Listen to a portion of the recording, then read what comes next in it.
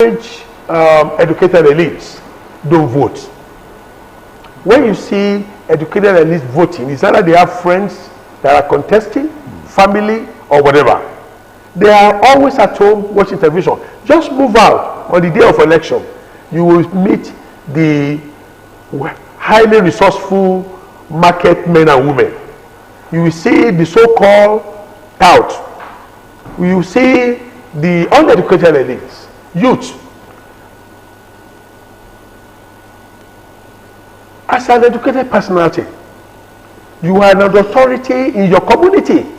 You can influence, you can mold opinion.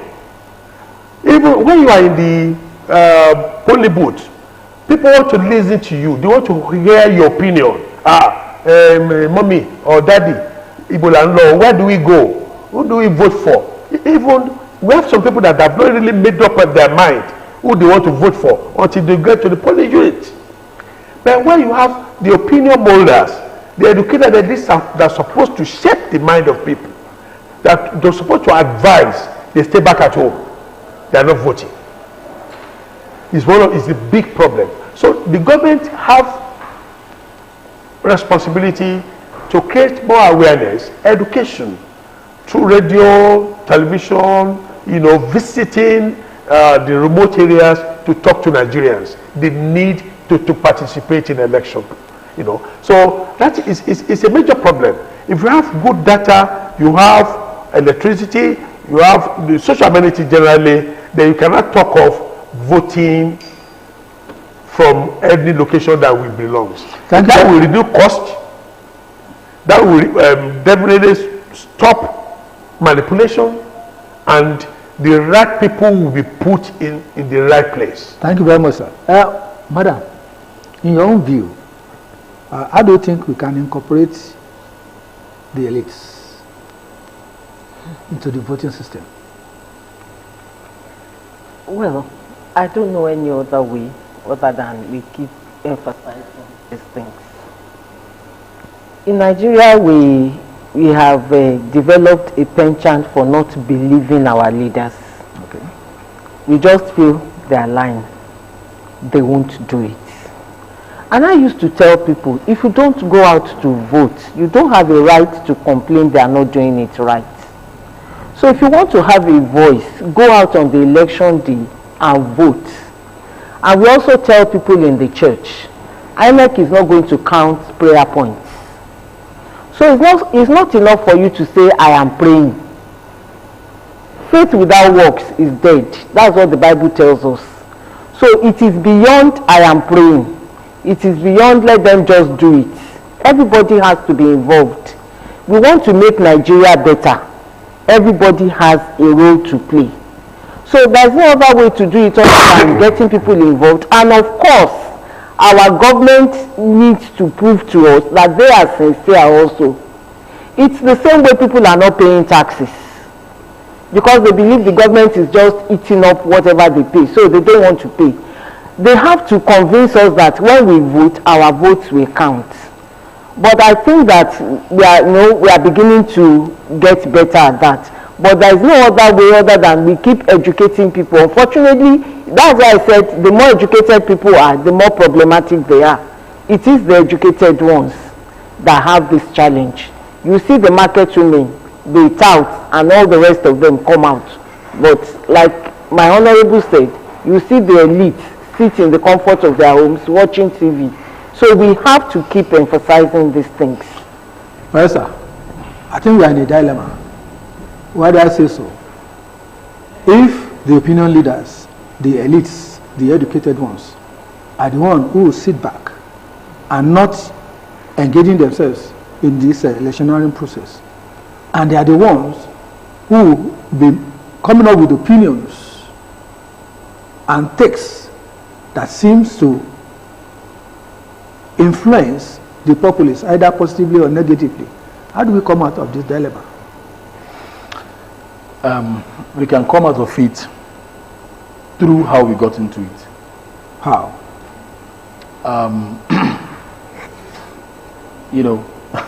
It started with the politicians, we the politicians. Okay. We raped the trust the people bequeathed on us. Okay. Yes. The elites got tired because of decades of lies that we, the politicians, have been telling them. And most elites are trained to respect or navigate towards where they have value. When I was in GSS 1, I schooled in Lagos. There was a woman selling granite. Now, when I got to that's the place we boarded our school bus from. So at GSS 1, I met her there. SS 3, about 6 years after, she was still there. After I finished from the law school, because of strike, I think I spent about 8 years in university or thereabout, 7-8 years for 5-year course. So 6 plus 8 will give us 14. I still met her there. Now, what do I want to bring out from it? The same way this one was looking, and the little child she had that time, is the same way they are still looking now, 14 years after. And I asked questions around. Does she or her husband have a house of their own? I learned that they were still living in face me, I face you, so-called house. Nothing really to show for that. Now, such situation would be difficult, for an elite or someone that is educated, because we measure our success and progress. We measure value, all right? So, take President Buhari, for instance. When he was coming in, excuse me, one of the promises he made is that once he gets into office, he was going to relocate the army headquarters to Sambisa Forest. This is the 8th year. It didn't happen. There will be 3 meals per day. It didn't happen. There will be 3 million jobs per year. In fact, it is the reverse. People are losing jobs. And this is not the first time it's happening. So over time, people in their subconscious ask themselves, does it really worth it? These people come and lie to us. So it's more like a thing of cause and effect. Nigerian elites, in my view, are not to be blamed. Something happened in Kolofa. For many years, decades, they've been deceived. Someone was speaking somewhere. They are not seeing the change. Definitely. So we keep asking ourselves, to what end, even though the way to do that is to keep on voting and to keep on asking questions, as Madam said. But it begins with politicians. All right. I was saying somewhere, I was in a program as a guest, and someone asked me that this so person said he would do so and so things. It is the 4th year. The person is almost leaving office. Those things have not been done. What can we do? I said, going forward, maybe we should begin to have social contracts that are enforceable between parties and people. There has always been social contracts. I'm talking about, for example, PDP. Okay. Because I know that my Ogun here is PDP. I was in PDP. Okay, was sign that if PDP does not do so and so thing, our secretariat will be seated, sold and given to orphanage. Let it be signed, contract, not the normal promises thing. Will it be legal and acceptable? You have 5 elements for a value contract. There will be an offer. 2, acceptance. 3, consideration. 4, capacity to enter into contract. They all have. Finally, intention to create legal relations. When those 5 things are there, it's enforceable. All right. So let's begin to have consequences that are measurable, actionable consequences. With that, things will begin to gravitate little by little. But as it is now, people, those that are educated, hate to vote because they believe that it's all a cycle of lies. So APBN, that's his problem. So correct lies that we politicians tell, and automatically you will see that things will begin to straighten out some more. This is what I've discovered in my view. Thank you very much. But we should not wait for politicians to correct themselves. We should force the politicians to correct themselves. We cannot we'll stay at home, stay on the fence, and expect positive change. And of course, that is the responsibility of the legal practitioners, the responsibility of non-governmental organizations. It's everybody. Everybody. Well, all that being said, what is the healing process options that we have? I'd like to ask you. Yeah, let's start from genuine intention. It starts from individuals. Okay. Genuine intention to serve and do the right thing at the right time. Do we have people who have genuine intentions now? Now, the unfortunate thing is that how many people have that fear of God to really I mean, the intention, one, is to make money. Everybody wants to live in comfort, no doubt about it. I want to be comfortable. And depriving others. But it should not be at the detriment of the populace. Okay. So we should start from there. There can be a summit where all leaders will sit down. Well, we cannot identify the challenges. Corruption everywhere. In the period of election, almost some institutions see that period as a vesting period. They want money from politicians. As a matter of fact, all the political parties dole out money. That should stop. Now, the issue of vote buying, we should discourage them. In those days, when party members contribute for the development of the party, financially, morally, everything. Today, it is disheartening that party members will not even go and vote if they don't collect money. That is as bad as it is. So there should be change, orientation, and we can do it. It is achievable. We can do it. Thank you very much, madam. Well, I think my honorable has said part of it. The people that have been elected should know that they are there to serve, and they should serve. They should see the people who have voted them in as very important. In the Bible, I'm a Christian, I'm sorry I have to keep talking about the Bible. Mordecai told his niece Esther, he said, you are there for such a time as this. So they should understand that they are there for such a time as this. That is the only way we can all heal. That is the only way those who feel pained now can get healed. If they are there and they do what they are supposed to do. That's where the healing process starts from. You just talked about the politicians. What about the people? Well, for the people, we may not like who has been elected, but let's support whoever is there. Let's join hands together to make the environment better, to make our nation better, to make things work. Let's make the Nigeria project work. It is possible. We can do it. Barrister, let's look at the legal dimension. Having the healing process. How do we go about it? Yes, well, for me, it is not so much about a legal process that would heal it.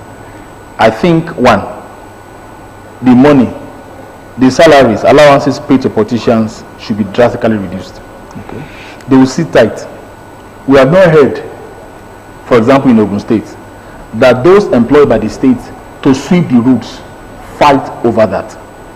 Why is it that when it is political post, people kill? Where is Deepo Dino today? Funshaw Williams. In fact, the list, Bola Ige, the list is not closed. When it comes to politics, people can kill. They can shed blood of another human for that. They go to extent that you can't imagine. Some become even almost animals. All right. Before this thing happened, when last did we hear that there was a problem, except for the cash crunch we had in Shagamu? But we were almost sure that every election somebody must die. So what is there? Think about what a senator takes home every month. As we speak now, I don't think 0.001% of Ogun State people know how much a governor gets as security votes. I don't think so. So because the money is so much, it's so enticing. Why should I, for example, be an assembly lawmaker and be any more than a professor? For example, I'm just saying to start with.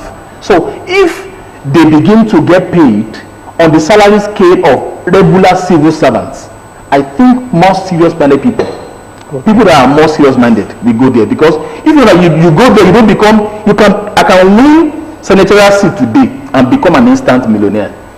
But I can't become a professor today and talk about that. All right. So the process is like you are given like a fast jump of like times 100 of your life, financially speaking.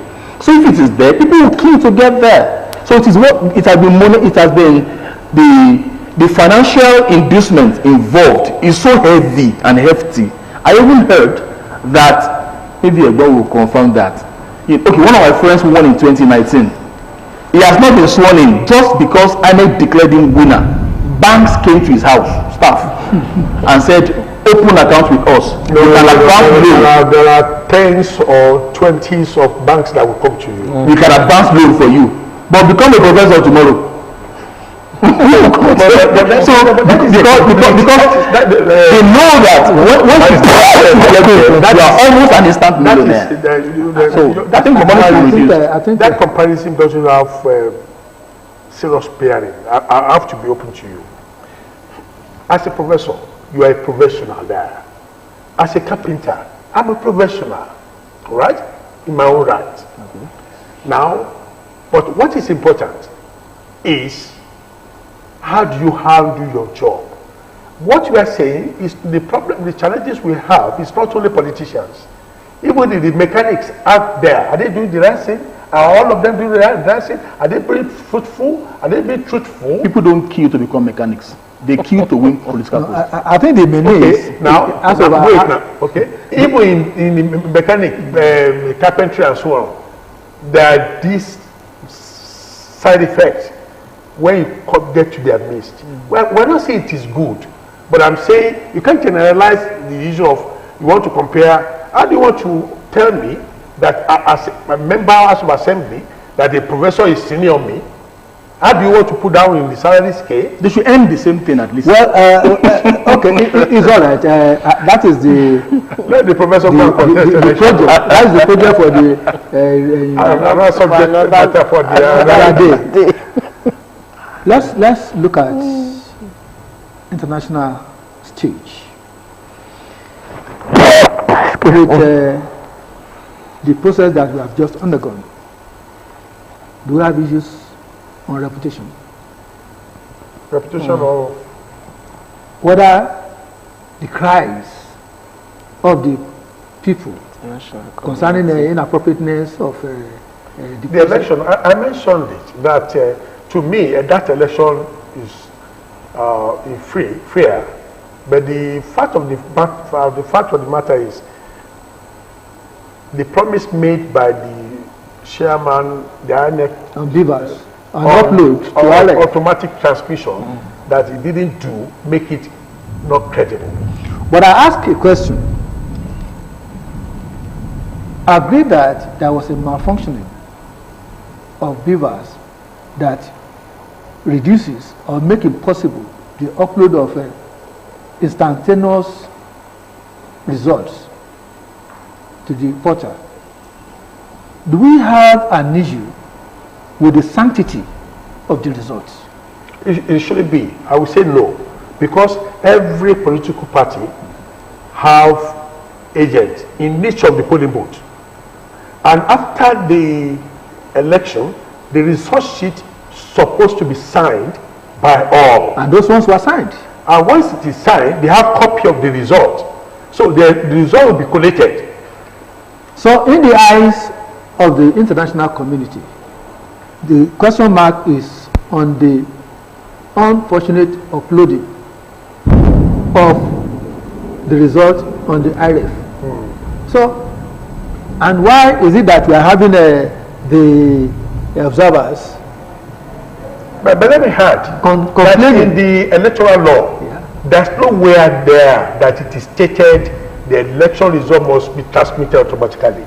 And that is why you can't challenge the INEC into any court of law and win. It is just the pronouncement of the INEC chairman.